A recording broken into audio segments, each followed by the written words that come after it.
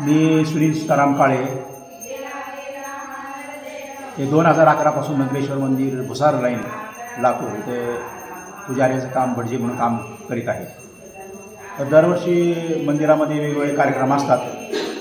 त्याच्यामध्ये आश्विन शुक्ल पौर्णिमा कोजागिरी पौर्णिमापासून ते कार्तिकी शुक्ल पौर्णिमा त्रिपुरारी पौर्णिमापर्यंत एक महिनाभर काकडा देवाला होतो।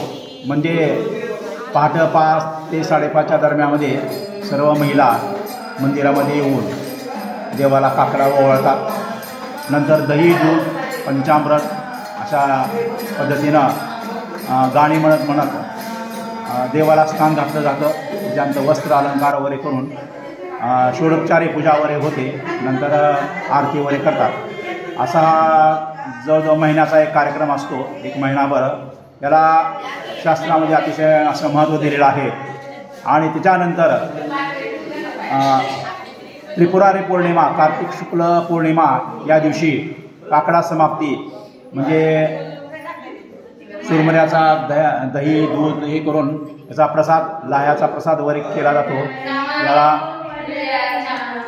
काकडा समाप्तीला कार्याचा प्रसाद केला जातो आणि त्याचं वाटप सर्वांना केलं जातं। अशा पद्धतीने या काकड्याची समाप्ती त्रिपुरारी पौर्णिमा कार्तिक शुक्ल पौर्णिमा या दिवशी होते।